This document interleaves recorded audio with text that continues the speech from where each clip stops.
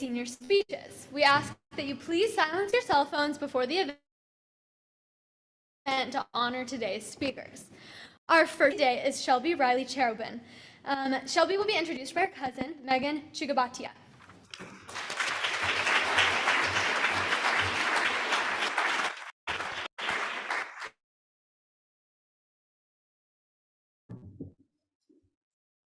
Hi, I'm Megan. I'm proud to be introducing my cousin, who you know as Shelby, but I know as Christine. She is hardworking and always has a plan. Because of this, we've had many fun times over the years. Some of my favorite memories include going to Disney, playing Roblox, and watching TV shows. After the new season of Stranger Things was released, I immediately knew to check up on her, knowing Max was her favorite character. Sure enough, she answered the phone sobbing. A time that stands out is when Christine had the bright idea to bike to CVS for a COVID test in the middle of June in Texas. After trucking through 101-degree weather by bike, we realized that drive-through was the only option. When Christine asked the lady if we could go through on bikes, she gave us a weird look and we knew the answer.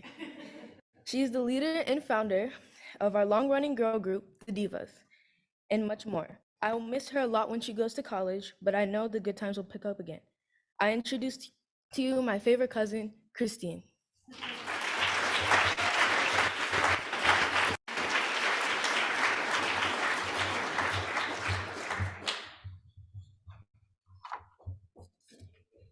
Good morning, everyone.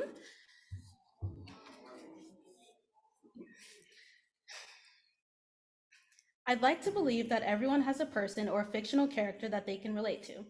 Some people find themselves relating to Lana Del Rey, who, according to my dad, is not someone he would listen to if he was depressed because it would make him even more so.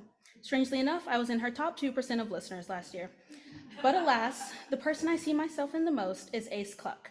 For those unfamiliar with Ace Cluck, he is a star baseball player and conspiracy theorist. In 2005, I was 1 year old and only had one thing on my mind, the hour and 21-minute masterpiece, which is Chicken Little. And still at 18, I'm reminded constantly by my family of how easy I was as a baby because all they had to do was plop me in front of the screen. And it's a little humbling to be reminded of how I've been lazy since birth. Some people would have no trouble making the connection between me and a 4-foot chicken who wears the same shorts every day and always missed the bus for school. Ace Cluck, or Chicken Little, as casual viewers would refer to him as, knows how it is to feel crazy and drive yourself even crazier because of it. Over the years, I've realized how much we truly have in common. We both wear glasses, we're always late to school, and we're both constantly conjuring up theories. Chicken Little spends the majority of the movie trying to convince the good people of Okie Oaks to believe his story about the sky falling. Interestingly, I can relate to his fruitless endeavors. When I was 10, I had a life plan that consisted of me having 5 children. This plan can be currently considered problematic because I no longer like children. This loss of desire can be possibly attributed to my cousins. We'll never know. My cousins are the light of my life and they're practically my siblings, yet I have spent much time resisting the urge to send them to Canada in a refrigerator box.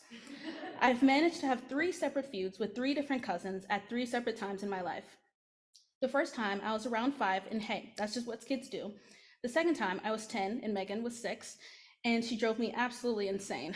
This was the initial acorn that fell upon my head and started the years of madness to come. By the third time, I was 15, and it was the summer before freshman year, and here I was having beef with the 6-year-old. Abby, my most recent victim, or I should actually clarify that I was the victim, not that anyone believed me at the time. To be fair, she was 10 years younger than me, and I was entering high school. No one will ever understand how much she terrorized me. I let it get to me so much that I spent the entire family trip to Connecticut in anguish and constantly plotting ways to expose her. I'm not saying that our relationships were strained, but I did unfriend them on Roblox for about 6 years. Similar to Chicken Little, I also experienced a year of angst, and after 6th grade, I turned to sports. Instead of joining the baseball team, I was going to join soccer to get my mojo back. I was the star player on my soccer team, and coincidentally, the oldest by 2 years. Even with that fact, I have to confess my irrational fear of balls. I know it may seem underwhelming, but whenever someone is playing a sport involving a ball in close proximity, my blood pressure rises significantly. I think it can be traced back to elementary school. I was the kid that would sit out every dodgeball game because I didn't know how to throw the balls or run simultaneously, and I didn't want to get hit. Fast forward to 8th grade, gym class, and not much has changed except I started getting more involved in sports, but realized that every time I would play something, I would get hit. I've been hit in the face with volleyballs, hockey sticks to the hand, and soccer balls several times. I've had a paddle from pickleball flung out of someone's hand and gravitate towards my face somehow, and I've been hit by more basketballs than I can count. At one point in my cheerleading career, I was not only hit by a basketball, but an entire player crashed into me on the sidelines in the middle of a game. Call me crazy, but sometimes I think I'm being targeted. Although I'm frequently hurt when playing, I still enjoy the rush and love getting back out there. I eventually grew to realize that I would get hit no matter where I was, whether I was playing, sitting on the sidelines, or standing 20 feet away. So I figured it's always best to just get out there. The most obvious reason for my metaphorical connection to Chicken Little has got to be anxiety. It can be dated back to when I was a young freckle-faced kid who thought the sky would fall on top of me if I was ever late to anything like school or dance class. My mom didn't understand why I felt the need to always be early, or why I would absolutely flip out if we dared to show up late. I guess 6-year-old me didn't really understand it either. Neither does current me, because now I can't seem to show up on time for anything in my life, not even my 16th birthday party. It's safe to say that I've been a nervous Nelly my whole life, but I've put a lot of work into the betterment of my social and general anxiety. I was the kid, tween teenager, that was always scared of everything. Admittedly, now as an adult, I'm only scared of half of everything, and I would call that progress. Over the years, I have learned most from my mistakes. I have learned to let grudges go, especially with people that matter the most. I've learned that my anxiety will always be a part of me, but not to let it control me. And I have learned that all of my theories do not make me crazy or obsessive, instead passionate. After all, Chicken Little ends with him being right about the sky falling in on him, but in a heartwarming twist, he befriends the aliens and saves Okiokes. I have the most lovely people in my life that put up with me and my antics, which I will always be grateful for, because I could be even more like Chicken Little and end up with few friends who actually do think I'm crazy. And I want to thank my friends, teachers, family, and cousins, especially Megan, who flew out all the way out from Texas to introduce me today. And I especially want to thank my parents most of all. I think if there is one piece of advice that I can give you all, because I'm a senior and mature to do that sort of thing, is to live your life passionately, even if it makes you a little crazy. Thank you.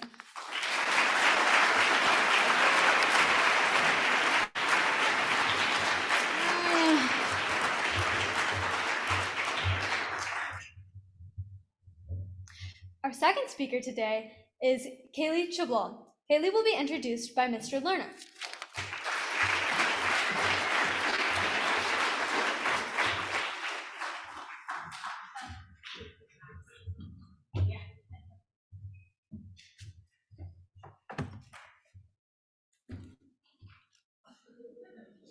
Old man eyes. Good morning.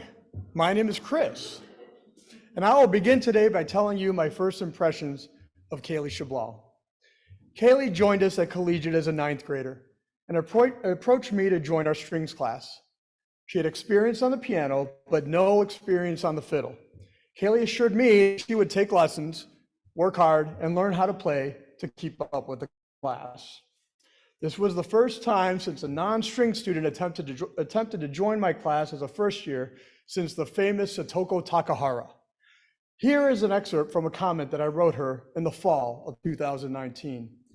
Kaylee has satisfied all practice, performance, sets, class, and participation criteria during the first quarter of strings class.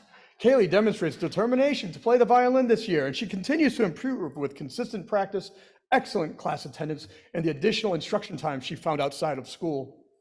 The music continues to challenge Kaylee beyond her ability, but with little steps, she will thrive on the violin. Kaylee, I am proud of what you have accomplished so far on the violin, and I look forward to continued improvement throughout the year. Please continue to check in with me and let me know how lessons and the music are going each week. Kaylee showed tremendous determination and always kept up with the class our first year. And then COVID sent us to virtual strings and smart music. The next 2.5 years, Kaylee learned behind a computer. While many of the students were playing COD and GTA during virtual strings, Kaylee always logged in on time and participated, handed in all her work, and continued to improve. She moved from the second violins to the first and ends her career knowing she has a skill to play all of our music successfully.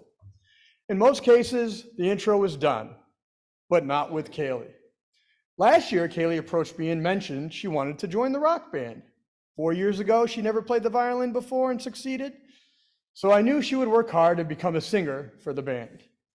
Kaylee not only taught herself to play the fiddle back in the day, but decided to be the front person in the upper school band this year. She decided to take lessons to improve her range and vocal control, and now I think we can all agree that she slays.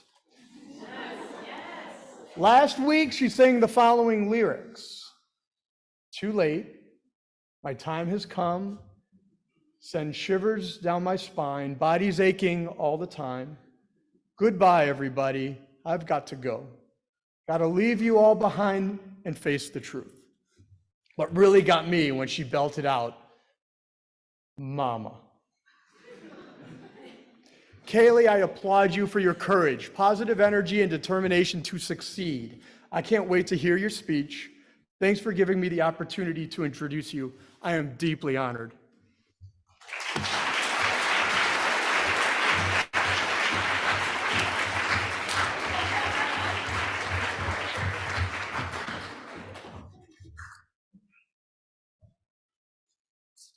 Good morning, everyone. Warning, the following speech contains a little bit of cringe and sappiness. You have been warned. Growing up, I've always been a shy, quiet, and introverted person. While they may not seem like the case now, it's only due to collegiate and, well, you all. Coming from a small, conservative private school that only had around 8 to 10 kids in a grade, I was always around the same people, had the same classes, and had the same schedule. While I didn't mind that lifestyle, I wanted my high school experience to be something more, like more for me to do, more to experience, and more activities for me to participate in. That is where collegiate comes in. Collegiate was the first and only school I looked at when choosing what high school to attend, and looking back, I can confidently say that I made a great decision. Boom, freshman year hits. New school, new people, new teachers. I didn't know what to expect. Was it going to be like High School Musical, Mean Girls, or like any of those other popular high school movies? Was it going to be an outcast or invited in by my peers? Was I going to struggle and fail in all of my classes? Where would I sit for lunch?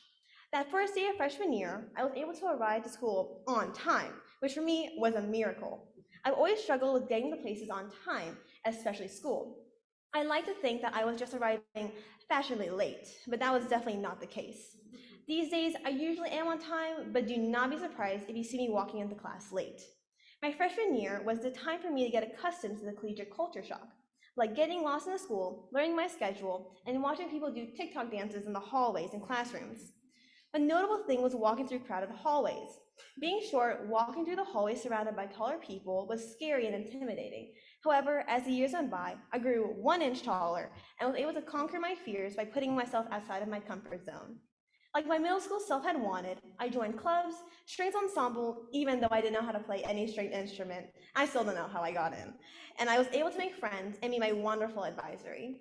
Freshmen, take this time to join clubs, take classes that seem interesting to you, and make lots of friends because you are all in this together. Fast forward and freshman year ends and sophomore year hits, which I gotta say, I don't really remember. Does anyone? When someone asks me about how my sophomore year went, all I can think about are the chaotic Zoom class memories, like watching people getting driven around while in class, teachers forgetting about the Zoom people, or some of me joining my classes while being in restaurants. Sophomore year can be described by one sentence once said by Charles Dickens. It was the best of times, it was the worst of times. # never again. Sophomores, things are different for you now than how my high school experience was then. So all I can say for you is to pay attention in your classes because I definitely did not. It's not my fault that several teachers left me in the Zoom waiting room. Sophomore year ended in a blur, and then I was tossed into the pit known as junior year. I cannot begin to describe how hard junior year had hit my grade. Though we were all able to catch a hint of senioritis in our sophomore year as we all slacked off, that did not mean that we were able to do the same in junior year. As if the whole pandemic and Zoom apocalypse had not happened, my grade was met with rigorous schedules, ACTs and SATs, messed up sleep schedules, and pain and misery. However, after a lot of blood, sweat, and tears, we saw the light at the end of the tunnel as May approached. Juniors, make sure to check on your friends and ask them how they are really doing. Though you may feel mentally insane at times, I wish you all the best of luck.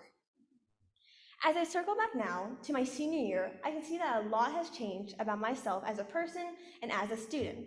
One thing I can see is that I have become a lot more sentimental, which you will hear soon enough. Now, the reason I shared all of these stories and experiences with you is because this is where it gets kind of sappy. I would not be the person I am now without the collegiate community. These last 4 years have been the most amazing years of my life that I will always be able to look back to and remember. Surprisingly, school is not the only place where I see collegiate members. Whether I'm in my ice skating or taekwondo classes, Smoothie King, or at Fun Boba Tea on Bardstown Road, I am always surrounded by the collegiate community. I would like to say a couple words of thanks because I personally feel like it would be wrong for me not to say anything after I've said how much I've changed due to collegiate.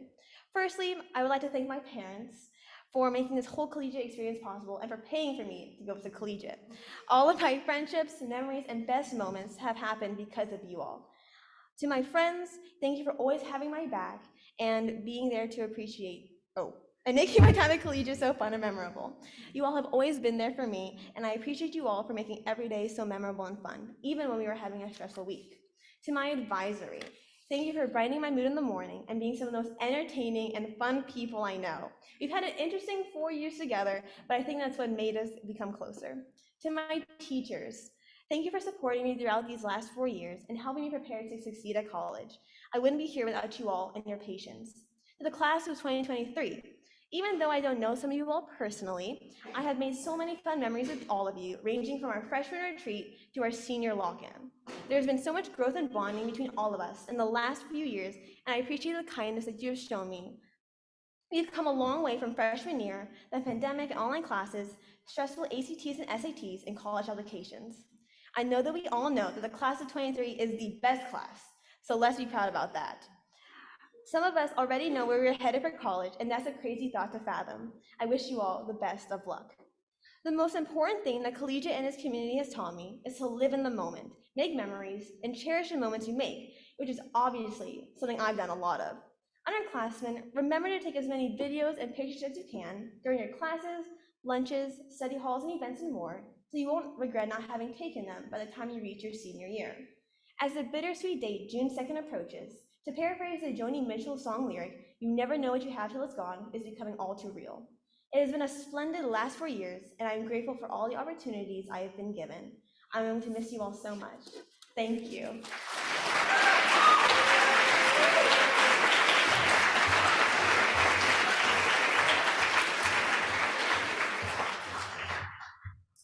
Our final speaker today is Eva Shannon. Eva will be introduced by Ms. Cleaver.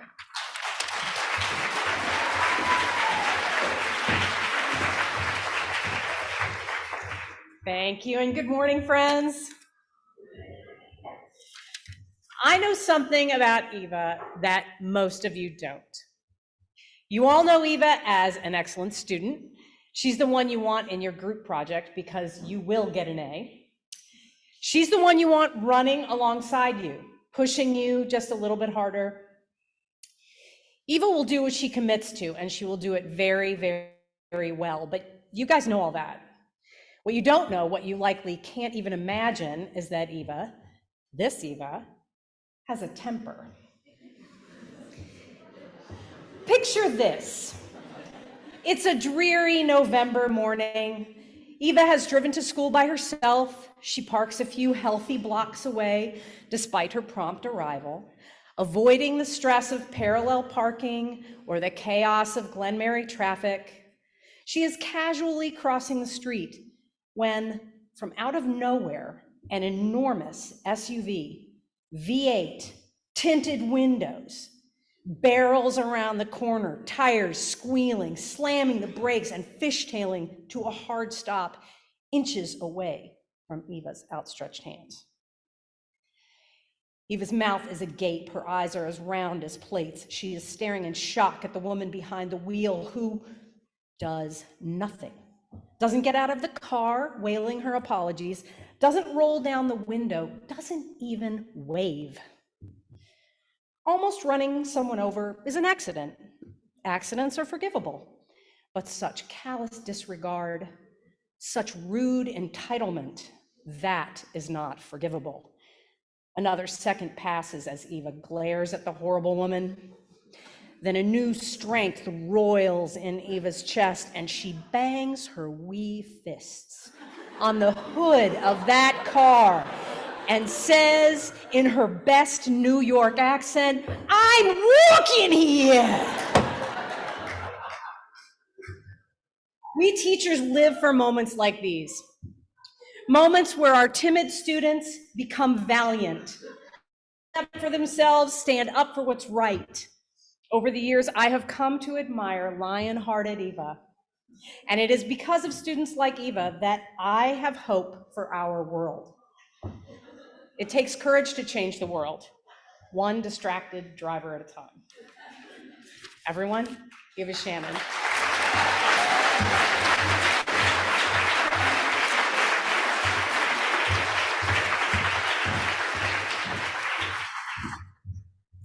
That was all true. Before I came to collegiate, I was the kind of introvert who was nervous to take up space.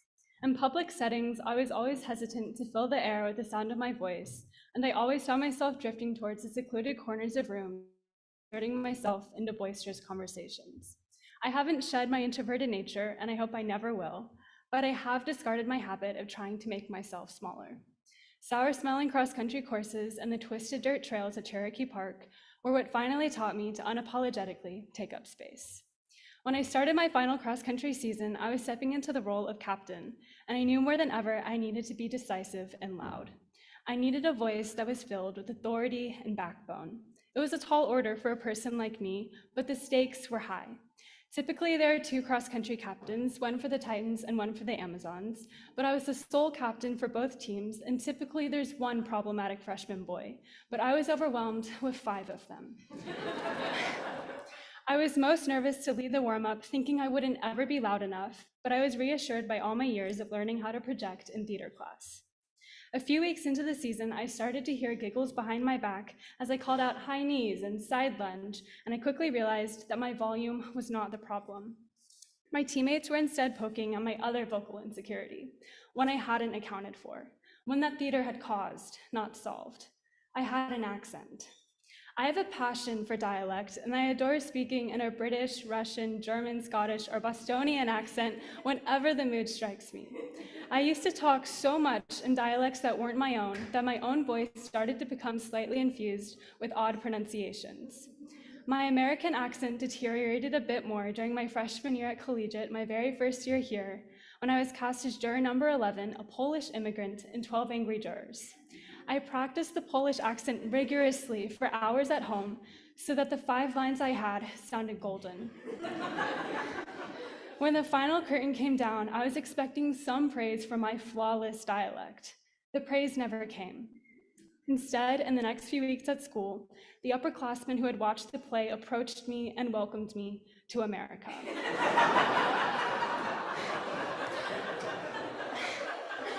I quickly tried to explain that I was from Louisville, but then they wanted to know where I was really from, because even off the stage, I didn't sound very American. I struggled immensely to convince them I was not European. That was when I realized that I had taken the fun I had with accents too far. Up until senior year, I completely stopped talking in any kind of dialect, hoping to reclaim my original accent. I felt self-conscious about the way I spoke, overthinking all the words that came out of my mouth. I don't think I've ever successfully refound the way I used to talk, because during those warm-ups, my teammates gleefully pointed out that I always slipped into a Canadian accent. I felt so embarrassed because I sounded so silly and I had no idea what a Canadian accent was, but I knew I couldn't just stop talking and fall silent. The freshman boys who were attracted to running on the car side of the road in Cherokee Park and not the pedestrian side needed me to yell at them. And most importantly, my teammates who were fighting through an intense workout or race needed my vocal encouragement. Cross country made me realize you don't speak because you have a pretty voice. You speak because you have something to say. I've learned to speak unapologetically, even if I sound like I'm from the land of maple syrup. Not only did cross country help me become more assertive with my voice, but it also helped me confidently use my body to take up space. Many people think that cross country is a non-contact sport, and I can see that for the most part it is. However, if you've ever been to a cross country meet, and I know for a fact that a lot of you haven't, then you've seen just how monstrous a cross country starting line is. The white line stretches across an entire field with hundreds of runners packed in together behind it, buzzing with adrenaline and nerves. After the gun sounds, you're automatically caught in a tangle of limbs, trying to find footing and a way out. When I was younger, I purposely slowed down at these overwhelming starts, finding it easier to run in the back where I didn't have to fight for a place. This was not an ideal racing strategy. However, as I grew older and as I grew tired of staring at the backs of runners, I became more and more aggressive at the starts. When I took off, I ran with my elbows out and shoved whoever I needed to, boldly using my body to get myself to the spot where I deserved to be. Cross country helped me use my body so I could fearlessly take up space on the course, and it also literally made me take up more space. At my junior year physical, my doctor threatened to not clear me for the cross country season because I was not healthy. I was underweight. I could have cared less, but she essentially held cross country hostage, and the ransom was the weight I needed to reclaim. I paid the ransom in full, not wanting to be barred from such an incredible sport and an even more incredible team. Now I can say I take care of myself for the sake of taking care of myself, not out of fear of being unable to run cross country. But cross country is the reason why I literally take up more space, and it feels wonderful. I was going to insert a small campaign here to convince you all to sign up for the 2023 cross country season, but that would require me to explain the peace and the strength and the profound feelings of self-accomplishment I find in running. And I would never be able to do that in words. I would have to take you all running. So instead, I'll share some racing strategies. To the freshmen who think they've reached mile 2, you're still on mile 1. But don't let the distance ahead discourage you. Dedicate yourself to the race, but don't waste your energy and burn out now. To the sophomores, I don't ever remember being a sophomore, which is funny because most runners have a hard time recalling ever running mile 2. Keep going. To the juniors fighting through mile 3, it's no secret you're suffering through the hardest year of high school. I know all of you are burnt out, and your definition of exhaustion is much different than everyone else's. The only strategy here is to keep going. It will take everything you have to get through this mile, but I promise all of you have what it takes. To the seniors who are striding down the last stretch towards the finish line. My cross-country pet peeve is when runners slow down right here and succumb to the physical and mental pain just because the finish line is visible. If it hasn't already gotten to you, I hope you stave off senioritis for as long as you can, because none of you have come this far and worked this hard just to stop, just to let it all go now. To everyone, don't ever be afraid to take up space. You deserve to be seen and heard and celebrated. Laugh loudly, do cartwheels, say no unapologetically, talk funny, run cross country. There is so much room for you. Thank you.